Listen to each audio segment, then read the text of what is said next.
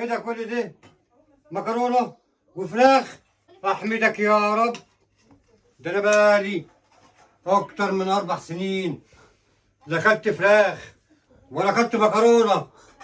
قلبي قلبي قلبي قلبي. فان ذات اشطر كتكوت، عاملين ايه؟ كل سنه وانتم طيبين ورمضان كريم.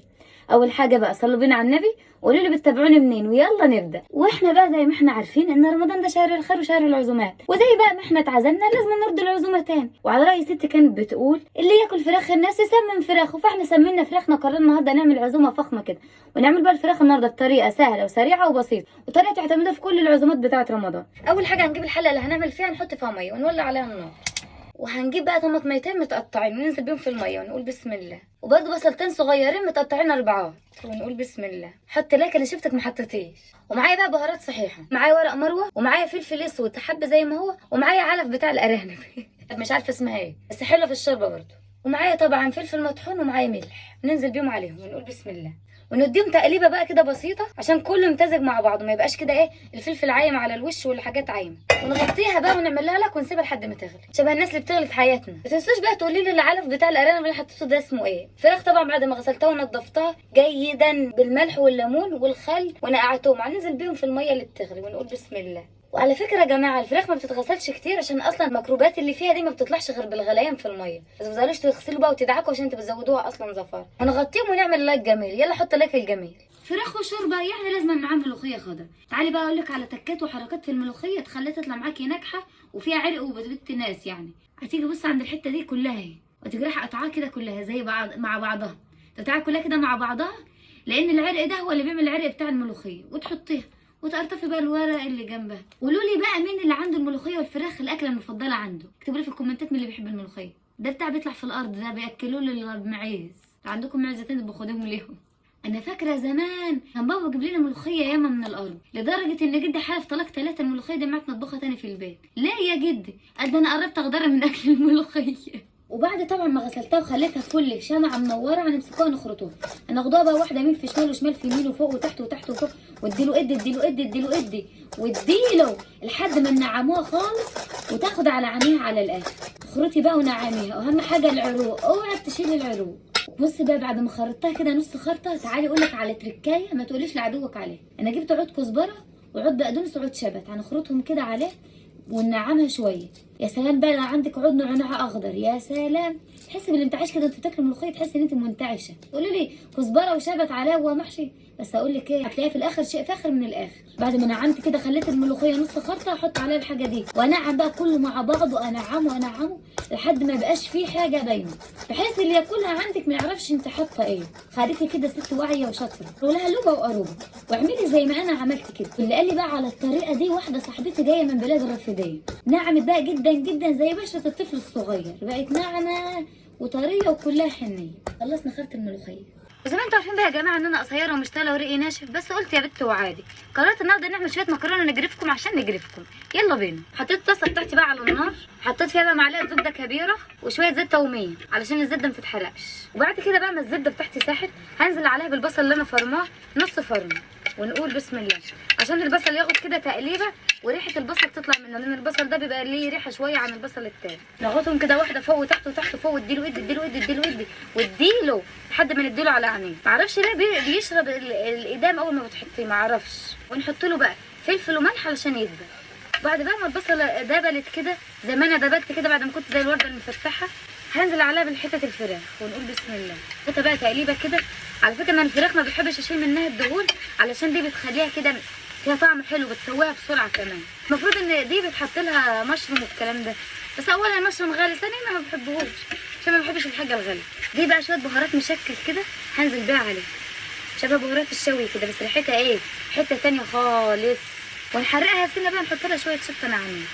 هنضيف بقى شويه بصل بودر حبه صغيرين، ونقلب بقى كده كله مع بعضه لحد ما البهارات كله يمتزج مع بعض. يلا بينا بقى نعمل شويه بشاميل على الرايق. وجبت علبه الزبده كلها، هناخد منها 3 معالق، 1 2 3. بعد كده ما الزبده ساحت هننزل فيها بالدقيق ونقول 1 2 3 وبسم الله. نقلب كده باستمرار لحد ما الدقيق يشرب الزبده، اصله عطشان زي حالاتي. جبت بقى لتر لبن من جاموسه سقعانه وانزل بيه واحده واحده ونقول بسم الله، واحده واحده، خط العتبه واحده واحده. وهفضل اقلب بقى لحد ما يبقاش فيه اي تكتلات خالص، علشان ما تكلكعش معايا وبوظ لي البشاميل. يلا نملحها بمعلقه ملح ونفلفلها بمعلقه فلفل ونبهرها بشويه بهارات، ولغوص لغوص بقى كله في قلب بعض لحد ما يتقل معاكي. وبعد بقى ما بقى معايا بالشكل ده، احنا مش عايزينه تقيل قوي، عايزينه كده يا دوبك كريمي. بعد بقى ما سلقت المكرونه بتاعتي هنزل بقى في الحله دي، وهتفهموا ليه دلوقتي. هي ماسكه بس هتفك دلوقتي وتسيب بعضها. هعملها كده خليها تسيب بعضها الاول وتفك، عشان ماسكه في بعضها زي ما يكونوا الجماعه بيتخانقوا ماسكين في خناق بعض. جماعه الصلح والصلح خير، احنا في رمضان. هجيب بقى شويه بشاميل وانزل عليهم ونقول بسم الله، نص الكميه مثلا، وهقلب كده كله مع بعضه تقليبه جامده بقى. بس عايزه واحده عندها صحه ومش صايمه والصيام مأثر فيها زي حالاتي، وخديها بقى من شرق الغرب ويمين لشمال وكل الاتجاهات، ما تخليش ولا اتجاه غير وما تديها فيه. بس عملتها بالشكل ده، تستاهل والله كل شيء. كانت دخلت انت وهي، حط اللايك بقى، اوعك تنسى الشير. هجيب بقى الصينيه الصغيره اللي زي حالاتي دي وهحطها صينيه صغيره، عشان عامله رز وعامله حاجات تانية مش مبقاش كتير. وهنزل بنصف كميه المعكرونه ونقول بسم الله. ده تبقى معاه بالشكل الجميل اللي شايفينه ده. وهجيب بقى الحشوه بقى اللي ريحتها هتهبلني، ريحتها في حته تانية يا جماعه، مش قادره اقاوم الريحه. ما تخليش ولا فتفوته، حتى البصل حطيه عشان ما يجيش في حظه حته فرخه، يجي في حظه حته بصل. وسوي بقى كأنك بتعملي لوحه فنيه كده، ما تخليش زنقور غير وانت حاطه فيه، زنقري في كل الزناقير. بعد ما سويتها بالشكل ده وبقيت كميه المكرونه هنزل بيها ونقول بسم الله. هسويه برده بنفس الشكل على الوش كله، ما تخليش حته مش متسويه. معرفش المكرونه دي بتاخد بشاميل كتير ليه، مهما احط لها برده بحسها عايزه بشاميل. جيب بقى البشاميل بسم الله، وهسويه برده على وش الصينيه عشان ينزل في كل حته. هجيب بقى شويه زيتون، وده اختياري بس انا بحب احط الزيتون على وشها، بتديها لذه ومزه جميله كده، رش ريش. وهجيب شويه موتزاريلا وارشرشها برده على الوش كده تديها لون. معرفش مالها طالعه من التلاجة ماسكه في بعضها رخ، كل حاجه ماسكه في بعضها، مع اننا في شهر مفترج والله يا جماعه. سيبوا بعض مفيش فايده برده، عشره عمر. بعد ما خلصنا بقى اللوحه الفنيه دي هندخلها في الفرن، تاخد بقى زي ما هي عايزه، مش هنقول لكم بقى 5 دقايق و10 دقايق والكلام ده، انا بسيبها لحد ما تستوي، مش عامله لها وقت محدد. يلا بينا بقى نعمل شويه الملوخيه. جبت شويه شوربه في الحله بتاعتي اهو، هنحطهم ونولع عليهم لحد ما يغلوا، اسيبهم لحد ما يغلوا كده. هنشوف الشوربه بتاعتنا لقيناها غلت، الشوربه غلت وفي ناس لسه رخيصه. هنزل فيها بالملوخيه بسم الله. الحله سخنه، نقلبه بقى كده عشان هي نازله ماسكه في بعضها برضه. ايه الحكايه كله ماسك في بعضه ليه كده؟ انا هجيب معلقه ثانيه اللي دي هتبوظ لي الحله. هفضل كده اقلب لحد ما كلها تفك وتعمل مع بعضها. نص كيلو ملوخيه مفيش بركه والله يا اخواتي، قد النص بالظبط. ويا دوب كده الملوخيه تغلي غلوه يا دوب بسيطه ونطفي عليها. يلا نعمل لها الدقه بتاعتها، نحط فيها حته سمنه، حته حلوه كده. يلا نحط حته توم، انا ده فرماه وحطاه في العلبه مخزناه يعني، الحابه اجيبه توم مخزناه الا التوم بيمشي. واحط كده حته كويسه كده. يلا بقى نقلبها لحد ما تحمر شويه، ما تخليش تتحرق جامد. بص بقى اول ما بقى بالشكل ده صفرة كده، شبه الناس صفرة في حياتنا، هنطفي عليها. وهنرش لها بقى شويه كزبره ناشفه مطحونه كده، ونرش لها رشتين 3. رش رش رش رش رش رش رش رش رش رش رش. الله ريحتها طلعت. هنديها كمان تقليبه عشان لو حطيت الكزبره وانا بقلبها كانت هتتحرق. ويلا بينا ننزل عليها بالملوخيه، مش هي على الملوخيه، الملوخيه عليها، ونقول بسم الله. بكبكت وهرجعها تاني بقى في الحله.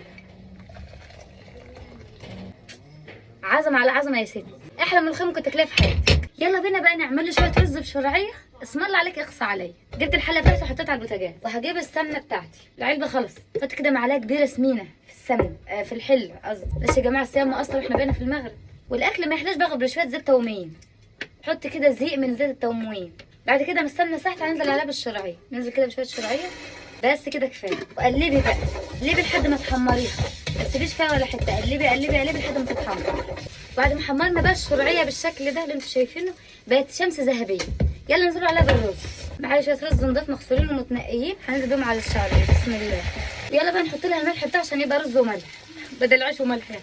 حط شويه في البرطمان كله، وقلبي بقى قلبي قلبي قلبي قلبي قلبي.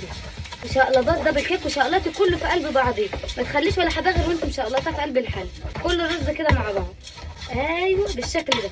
لما الرز كله يتفق هو والشعريه ويبقوا شخص واحد. الله ينور اشطر كتكوت. طبعا الوليمه دي هتشرفنا. ها الله ينور انت عليك. بتحط من غير ما نقول لك حط، انت مخرب لي شغله ليه؟ هتكوس كمان. المهم عايزك تشرفينا في الوليمه بتاعت النهارده دي، جايين لنا ضيوف من بره. ده انا هشرفك، ده انا هخلي رقبتك قد السمسم من كتر الشرف. هي ايه؟ للدرجه دي قد السمسمه؟ هو مش يعني حاجه كبيره قصدي يعني. يا جماعه ما تركزوش، انا صايمه محدش يركز عليها قبل الفطار. انا عايز شغل فاخر من الاخر، الضيوف دي بيحلفوا باكلك. ها ايوه برافو عليك. انت كده بتغزني بالميه، حرام عليك. هات شويه كمان.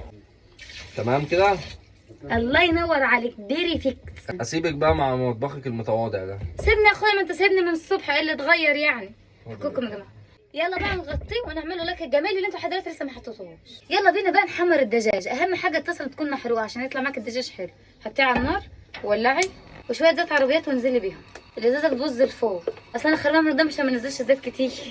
سيبوه بقى لما يسخن. يلا بينا بقى نحمر الدجاجات وننزل واحده واحده ونقول بسم الله. خدي بالك عشان بتفرقع جامد. الرحمن الرحيم. واجري بقى اجري كده ونقلبها كده الناحيه الثانيه بعد ما اتحمرت بالراحه عشان بتطفش جامد. ايوه بالشكل ده وبالهنا والشفا. وبكده بقى خلصنا الدجاج. حاجه ايه تستاهل حاجه كبت خالتي انت وهي. بالهنا والشفا. وبس كده خلصنا بقى سفرتنا الجميله دي. هتقدري توفري وتدبري وتعملي وليمه ل 17 شخص ب 150 جنيه بس. وما تساليش ازاي ب 150 جنيه، انا فكرت ودبرت وقررت وطلعت معايا الوليمه دي. واللي يشوف الفيديو ده بقى قبل الفطار ما ينساش يقول لي هو هيعمل فطار ايه، واللي يشوفه بعد الفطار ما ينساش يقول لي هو فطار ايه وهتعملوا سحور ايه. مين اشطر كتكوت؟ انا. لايك ومنتوا وشات، اتمنى لكم الخير. سلام عليكم.